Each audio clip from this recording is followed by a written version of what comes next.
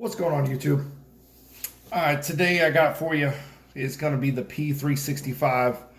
We're also going to talk about the Glock 43X and a couple of other things. Before we get started, if you could hit that subscribe button for me, I would greatly appreciate it. It does me a lot of good if you guys hit that. So, anyways, starting off, this is my P365. This is a December 4th, 2018 build date. I actually ended up picking this up. A guy at a gun shop actually traded me for it. I was getting a gun back from a reputable manufacturer. It's I won't give you the name, but it's a 1911 micro carry that was having a bunch of problems with light primer strikes and failure to eject. So I sent it back to them, and they replaced the barrel and a bunch of other things, and they sent it back to me. And when I was in the gun shop, checking it out, getting it back from the manufacturer, a gentleman was actually bringing this in to put it on consignment because he carried 1911s and revolvers since the beginning of time, and he picked this up just like everybody did because of the capacity. 13 or 12 plus 1 or 10 plus 1, depending on what you get, is a huge benefit for it. But he never had any problems with a gun, but he told me he had a dream that he had to pull the gun, and in his dream, when he fired it, the rounds just kind of dropped out of the front of the gun. It didn't actually fire. Like they were rolling out like marbles instead of bullets. So he said after that, he couldn't do it. He had to go back to his revolvers and his 1911s. So he saw the 1911 that was getting in, and we ended up just trading. So I was fine with it. I have a couple 1911s, and that one gave me some issues, and I don't like guns that give me problems, which is kind of ironic that one was giving me problems. I traded in for this. So anyways, I did not look at a whole bunch of the P365 stuff since its release. I've been doing some long distance shooting shortly after this came out, so most of my time and effort has been studying and doing long range stuff. So when this first came out, I remember just the roller coaster of emotions as it came out. First, you had the first couple of days after they announced it, and a couple of reviewers that got them in their hand. It was, this thing is fantastic. It's great. The innovation, yada, yada, yada. And about a week after its release is when people were having the failure to return to battery problems. And that was about the last I had heard on it. People were having problems with it returning to battery, and then people were calling it unreliable. And then I got into long range shooting and didn't read much more about it. So when I got the gun, I went and picked up about 500 rounds of ammo, took it down to the gun range, and I went through all 500 rounds in a single session because the gun ran flawlessly. It was fantastic. I mean, the feel of it, like when you put the magazine in it and you can get just a full grip on it, and for it to be this small, it is amazing. So I got home and stuff and was starting to think about doing like a little review and stuff on it. So I just looked up a couple other things. So I was like, wow, man, they really nailed it on the head. And then I realized that it had developed more problems since the failure to return to battery. People were dead triggers and firing pins that were breaking. A couple of things, failure to eject and all this other stuff. So it made me nervous. I was intending to make this my primary carry weapon. So when I started reading those reviews, and people were saying 400 to 800 rounds and firing pins were breaking and stuff like that, I did three more range sessions, two of which I ran another 500 rounds each time through this. And then the fourth time wasn't really primarily for this weapon. We were shooting a couple of M1s and stuff, but I brought this out just because it's fun to shoot. And I so this has 1,500 ball round through it, and then 200 to 300 hollow point rounds through it, and it hasn't given me a single issue. Not one. Not anything. Not failure to eject. Not a light primer strike. It does get the primer swipe on the casings and stuff like are on the primers, just like I think all of them do. Um, but it looks like SIG. More and more research I did. SIG really hasn't had that many large rolling updates to it. Last one was June, and they beefed up the firing pin in it. If you can find a picture online, they definitely bolt up the bottom and the base of it, just I guess to make it a lot more durable as far as the primer swipe goes. Because with that vertical primer swipe that's happening, it does put stress on the firing pin. Um, it's it's a thing to watch. I'm not too concerned about it at this point because they beefed it up and everything. I've inspected the firing pin and everything like after every range trip, and I've seen no real signs of any upsets, normal wear and tear. I mean, for 1,500 rounds, I mean, you look at it and it's got a normal amount of wear to it.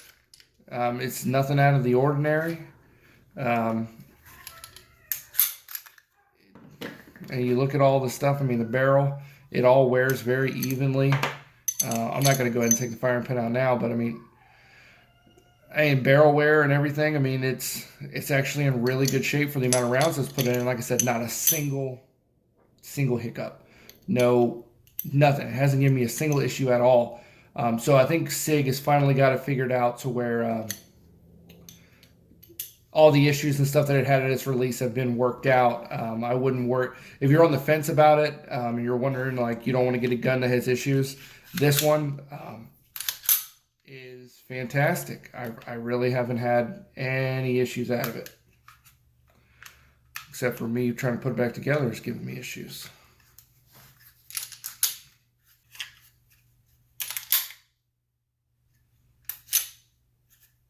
All right, anyways.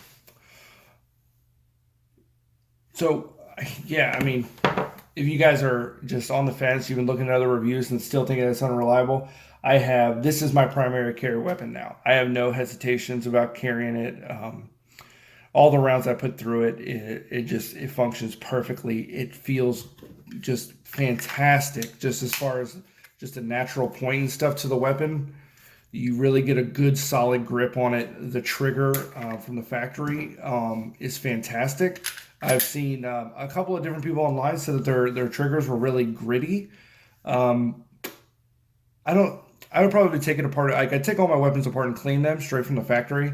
Regardless, I don't put a single round through until I've disassembled, cleaned, re-lubed on my own stuff. And I started doing that way back with AKs and stuff because they tend to have metal shavings and stuff from when they got milled, when they got imported. So since then, it's just kind of been a habit of mine to clean every firearm before I ever put a round through it, just to make sure that there's nothing in there hanging around that's going to cause some serious damage to the internals. But the trigger on this one is just for striker fire. It's definitely one of the best striker fire triggers I've ever had. Yeah, it's nice. It's light. It doesn't break like glass like in a 1911 would. But as far as travel, it's just really nice. The resets on it is great. And then, I mean, you just talk about like just the capacity. The capacity is a big game changer and stuff as far as like the micro nines go. And this really has. So once again, I love this gun. I recommend picking one up. I'm not a SIG fanboy by any means. Like this is the third SIG I've owned. I have a P320 and then an old 938, I think it is. So I'm definitely not a fanboy by any means. I definitely own a lot more Glocks and Rugers than I actually do SIGs, but I trust my life to this gun. I don't have any hesitations about carrying it. I don't think you should either. I know that they fumbled at the start, but they definitely gotten all those issues worked out, and it's a fantastic firearm. So now, the big thing that just got released, not even a week ago, Glock is talking about the 43X.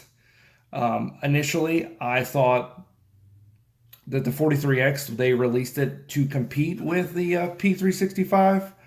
And as I continue to look at the specs, look at the gun, I'm going to guess that they did not release the 43X to compete with the P365. I'm actually thinking that they released the 43X to compete with the M&P Shield. When you look at the size, the grip, and everything, it definitely is much more in line as far as size-wise to the M&P Shield. It is a little bit larger than the M&P Shield, like 0.1 inches thickness-wise. The barrel, I think, is like 3/4 of an inch longer, and height-wise, it's like half an inch taller. So it is slightly larger than the M&P Shield, but you get the extra 2 rounds. M&P Shield with their extended mag base plate 8+1. 43X, you're going to get 10+1. So if that's the case, because if I was a Glock, like if I was a Glock fanboy and all I'm going to carry is Glock, and they released that, I've been carrying either the 43 or the 19 for the last couple of years. Then they came out with this 43X. It's probably exactly what I was waiting for, and I'd be dying to get my hands on it. And same thing with people who really, really like Glock, but the M&P Shield kind of fit that niche that they wanted more than 6 rounds in the 43, so they went with the Shield. So now they definitely have something. I really don't think it was released to compete with this, because if it was, if Glock honestly released a 43X to compete with the P365, I think it's a huge swing and a miss. I really do, because all Glock had to do is they really wanted to compete with this, with the P365. Just because of the fumbles that SIG had when they released it, with all the problems and stuff. It seems like they have everything worked out now, and I'm really happy that they did, but they dropped the ball huge. If Glock would have taken something and released something this size, like a 43 size, maybe just a hair longer on the handle, maybe another ½ inch or 3/4 of an inch on the handle, and made it a 10-round capacity, they wouldn't have been able to keep up with the supply and demand. Demand would have been through the roof for these. It would have been insane. But I think Glock is still working on something to compete with the 43X, because the 43X just doesn't seem to be really this, I guess, going after the 365. It really does seem like it's a Shield competitor.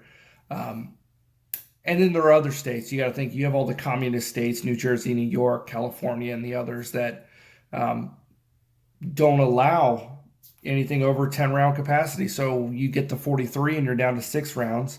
Or you can carry the 19 with a communist 10-round magazine in it, but then this is heavier, or this is thicker and heavier than the 43X would be. So I see where if you've been carrying the 19 with a 10-round magazine for years, the 43X is probably a nice little burden off your shoulders. You're like, all right, I can get a smaller gun.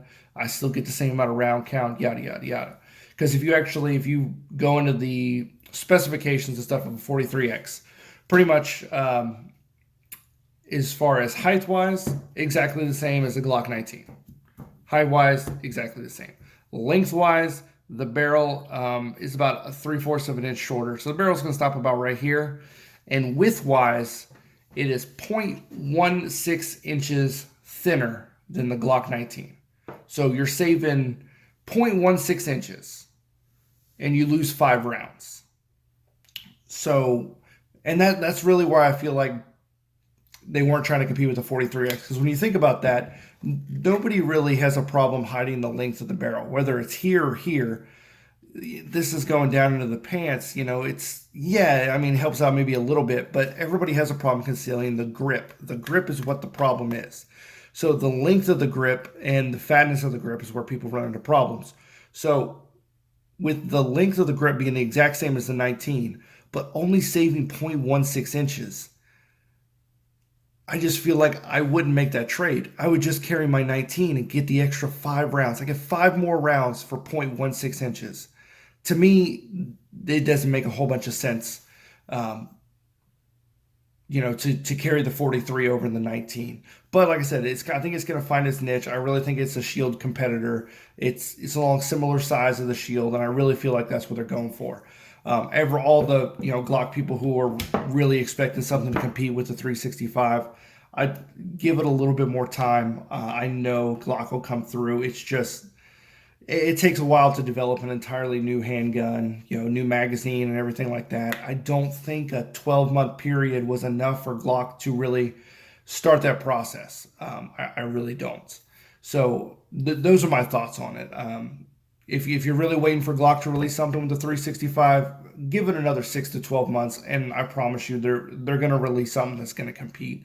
Glock just wouldn't. I just don't think Glock would fail in that aspect and just release the 43X to compete with this and hope that they come out on top. I think the 43X is going to sell really well just because, like I said, you got the states that certain states it's going to fly off the shelves, and you got the people who have been carrying an M&P Shield for years who would really prefer a Glock. Because if Glock would have just put their name on something this size with a 10-round capacity, it would be game over. I mean, these 365s would probably be collecting dust on the shelves. I mean, I probably would have bought a Glock this size had they just came out with it, assuming it doesn't have any problems. I probably wouldn't have gotten the 365. I probably wouldn't have traded the guy. I probably would have picked up the Glock. But that's just my 2 cents. Once again, fantastic firearm. If you're on the fence about this, I can't even explain like how much I really think that you will truly enjoy shooting this firearm and carrying this firearm if you get it. Go ahead, pull the trigger on it. Just once you get it in your hand and you put those first couple of magazines downrange, I think you're going to be in love. This is the 12-round extended magazine in this one. You can get the finger extension for the 10-round or a flat 10-round. For me, the 12-round, it just fits perfect in my hand. It definitely gives me, I definitely need that extra little bit. I don't even have the 10-round magazines anymore because I just carry the 12s just because they're perfect. I'm not going to carry a smaller magazine because this fits directly into my pocket. Oh, I didn't even mention, I pocket carry this. If anybody is wondering if they can pocket carry it, is it comfortable? I was originally carrying, not originally, but the gun before this, I was carrying a Ruger LCR, which was 5-round 357, and I carried 38 plus P in it.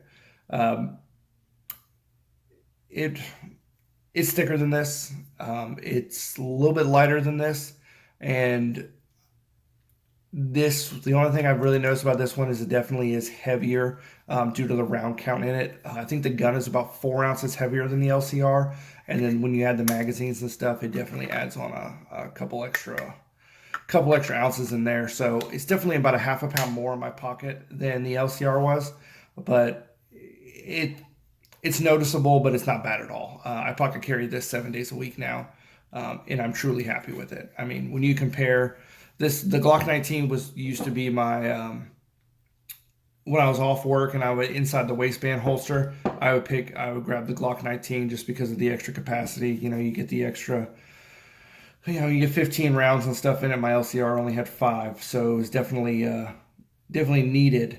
But now when you look at the size comparison, and I'm only getting 2 extra rounds with the Glock 19, it doesn't make a whole bunch of sense for me to carry the 19 anymore. I pretty much just carry this all the time. This has become more of the nightstand gun, or I might switch it out with my center console and my truck gun.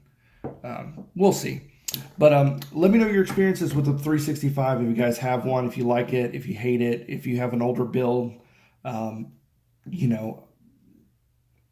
just let me know what you guys think. Let me know what you think about the SIG 43X2. Just tell me if you're going to pick one of those up, if it's a piece of crap, if it's garbage. And tell me what you think. Do you really think the Glock released that to compete with the 365? Or do you think they were releasing it to compete with the Shield like I do? Until next time, and once again, hit that subscribe button, guys. I truly appreciate it.